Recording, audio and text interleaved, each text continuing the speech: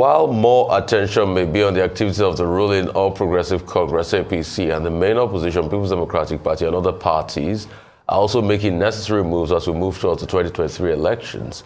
One party that will be giving the two main parties a run for their money is the New Nigeria People's Party, NNPP. The presidential candidate Rabiu Musa Kwankwaso has said that his party is out to salvage Nigeria from its problems. He also said that the party has the best manifesto. So earlier in the week, Kwankwaso, while commissioning the Kano office of the NNPP campaign office, urged Nigerians to see NNPP as their savior. The former governor of Kano was also in Lagos on Wednesday to commission the Lagos State Secretariat of the party amid pomp and pageantry. While inaugurating the secretariat, Kwankwaso assured the cheering crowd of the protection of their interests. So joining us now on the morning show to discuss NNPP's campaign activities across 2023 election is Buba Galadima, chieftain of the New Nigeria People's Party. Alhaji Buba Galadima, good to see you, and thank you so much for joining us. I'd like to ask you two questions. Number one will be, with all the pomp and pageantry in Lagos, does it mean that NNPP now has a foothold in Lagos? Because a lot of people say, no, it's just commissioning of the office, that there's nothing more to it. And also, there are allegations against your party that you did hurt people and cause mayhem while you were doing your opening of your party secretariat in Kano. In fact, the Commissioner of Information had to write a letter in Kano as regards that, saying that the NNPP has no right to hurt people. What happened? Alhaji, good to see you again. Well, thank you very much, Mr. Hosseini. It's good talking to you, but first kindly accept my condolences over the death of our father. Secondly, I also want to say that I'm not only a chieftain of the New Nigerian People's Party, but I'm the secretary of its Board of Trustees. So, having said that, let me deal first with the negative question that people were hurt or certain things might have happened when we were opening our office in Kano. I want to say that Nigerians should know that that is politics. We were labeled severally by the media or by adversaries on so many things. First, we were told that our candidate is only popular in Kano. Yes, he's popular in Kano, but not only in Kano, because subsequent events have shown that Senator Rabiu Musa Kwankwaso, PhD, is the dark horse and is the person to beat, having made our appearances in several parts of this country to convince first the media, which for reasons not known to us, have decided to brush us aside as if we don't exist. We have now shown practically that we not only exist, but we are the most popular political party, and our candidate is the best candidate with an array of credentials that is not matched or paralleled by any candidate today in Nigeria. Going back to Kano, let me say, and for the world to hear, that we left Kaduna at 8 o'clock in the morning, a.m., en route to Kano to open the campaign office approximately, we assumed, between 12 and 1. But a distance of 200 kilometers took us 11 good hours, because from 8 o'clock, we could not reach the office until 6 o'clock. Maybe the commissioner of Kano, who said a lot of things were done, maybe he sent in people to steal or to injure other people so that they discredit our campaign.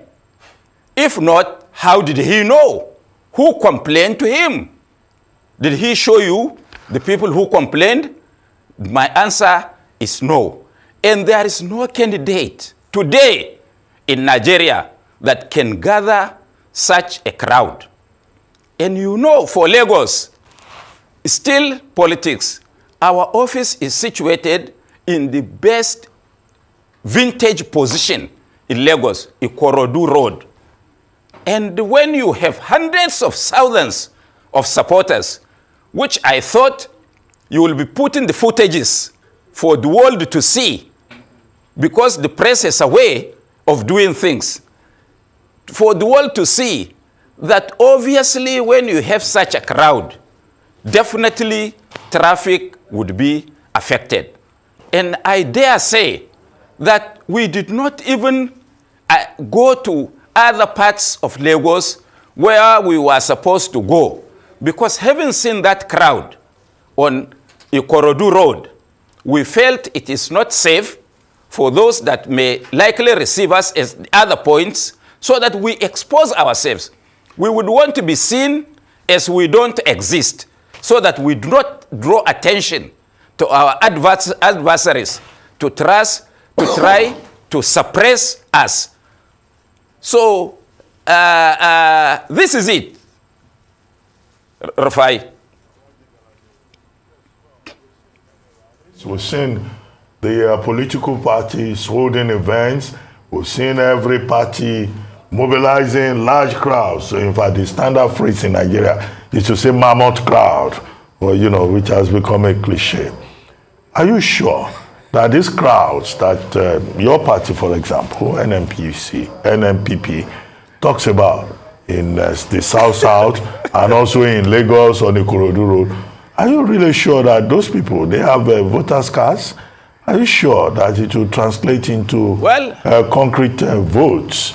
Because voter turnout being a major concern in Nigerian elections. Well, Dr. Robin Abati, when you speak of media, I will give it to you. But when we are talking of politics, when we speak, I don't think there is any Nigerian that can rival us.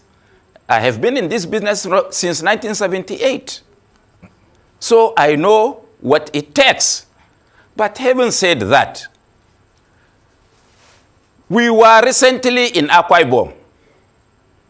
We were told that Kwankwaso is only popular in Kano. Yes, popular in Kano because every politician must have a base. And Kano is not a small base.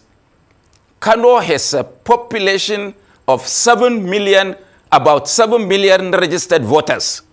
So if the starting point for any politician is 7 million votes in his pocket, he is the man to beat. Now you are telling the whole world that all other political gladiators or presidential candidates have no base. It's only Kwankwaso that has a base. But we were in Delta. You saw us in Wari. No party is the vice presidential candidate of the PDP's home state. There is nobody that they cannot gather such a crowd as we launched our senatorial office in Wari. We were in Akwa Ibom, Uyo, and with the rains profusely dripping, we gathered such a crowd that when the PDP launched its national presidential campaign at Uyo, they had to rent school children and put them all over in the stadium. And when you film back, 2/3 of the stadium is empty. And that is a national launching of the campaign. Not to talk of the millions of people that we attended, that received us in Kaduna when we attended the Eid Maulud.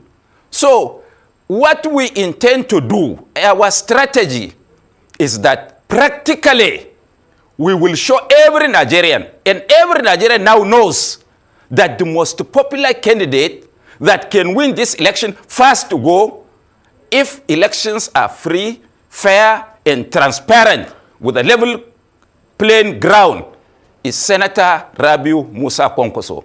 And that is hinged on his pedigree of performance while in public office. That is hinged on his ability and capacity and as the most experienced politician today on the sands of Nigeria. Okay. Alaji, quickly, some things. So are you saying that NNPP has never rented any crowd before? That's one. Number two, what will Rabiu Musa Kwankwaso do for the educational sector? ASU has been on strike for 8 months. Now they're going to call off the strike after the federal government arm twisted them.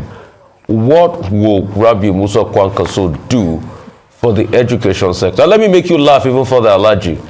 Senator Gaya of Kano South said that the NNPP cannot win Kano, that they are just joking and bluffing. It's okay.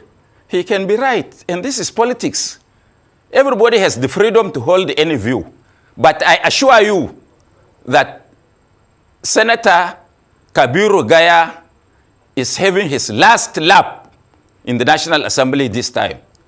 I expected you to bring the footages of the launching of our senatorial candidate, Honorable Kau Smaila, recently in Kano, that there was never and there would never be any senatorial candidate in any of the two major political parties that can gather such a crowd, not only in Kano, but anywhere in the world. Having said that, it is important to say that one of the things we were accused of is that our base is only Kano. I said I agree. But the other thing is that they campaign that Senator Rabiu Musa Kwankwaso does not have money to run a presidential election. Take it that it is true. Yes, because he has not stolen public fund or converted public funds to his own use. But we have been moving across the country. We are the only political party that is moving from state to state, opening our offices. We are not using water to fuel our cars. We are not going on foot. Sometimes we use aircrafts. We have not asked for one kobo from any individual so far. Of course, other people will invest, but we want to convince those who will invest that we have a chance. And today, all Nigerians and across the world know that Senator Rabiu Musa Kwankwaso is the candidate to beat and the most popular candidate for that matter. And on the issue of PVC, I want to assure you that we don't want to even say that they have PVC. Let's assume that they don't have PVC. So you underrate us. On the 25th of February, you will know whether they have PVC or not. We are not those political parties that cannot even launch their presidential campaign. I learned a party is going to Kano to launch their presidential campaign on Tuesday. And they have already ferried 500 million naira to be distributed across this country so that they can gather people to show that it's not only Kwankwaso that is popular in Kano. We dare them that they can never have 1% of the crowds that Kwankwaso will gather. And when you see the crowd, just watch them. They are not crowds that are just walking like people that were paid to come. They are ecstatic. They are passionate that this is the savior. We are embarking on a project Save Nigeria. A project Save Nigeria. Because Kwankwaso is the man with the magic wand to sort out our country. Alaji Galadima, you've done a good job of marketing your candidate. But you still, in my view, have not answered my question about whether these crowds would translate into votes in 2023. But I was going to ask you a question about your good friend. Doctor, I've answered you because I told you that let's assume, let's underrate us. On the 25th of January 2023, you would know whether those crowds have PVCs or not. Okay, but I was going to ask you about your good friend, the president of Nigeria, Muhammadu Buhari. You say, oh, he's leading the worst government, nobody likes him. But a few days ago, he gave out national honors to about 457 Nigerians and foreigners. One, I didn't see your name on the list. And these people, they appear to be very happy with him. I've seen congratulatory messages. And you were conspicuously absent in this chieftaincy title ceremony that was conducted. Quickly, because we have to go. Well, Dr. Robert Abati, you have never, when you say Buba Galadima, did you use engineer, Alaji, or whatsoever? I am not interested. I have never taken a chieftaincy title. Even the Galadima, if I have my way, even though that it is on my school certificates from primary to university, I could have dropped the word Galadima because that is traditional title. For now, I don't need it. Let me tell you that of the 447 people that were given this national award, I think 440 of them need to be in prisons rather than parading themselves as people who deserve an honor. Of what honor? What honor? Some of the people. It is a reward for the boys. And you know that General Muhammad Buhari himself had severally accused Chief Olusegun Obasanjo, Eradua, and Jonathan of having given medals, national honors to people of doubtful character. Who is it among those that he gave these honors have impeccable character? For me, these awards should be given to people who have retired with unblemished career and is not being followed by either ICPC or EFCC, or to those who die in national service. I would rather give it to a cook that knows how to cook better than to give it a recharge seller turned trillionaire. That's my view. Well, thank you very much, Alhaji Buba Galadima, for joining us on The Morning Show.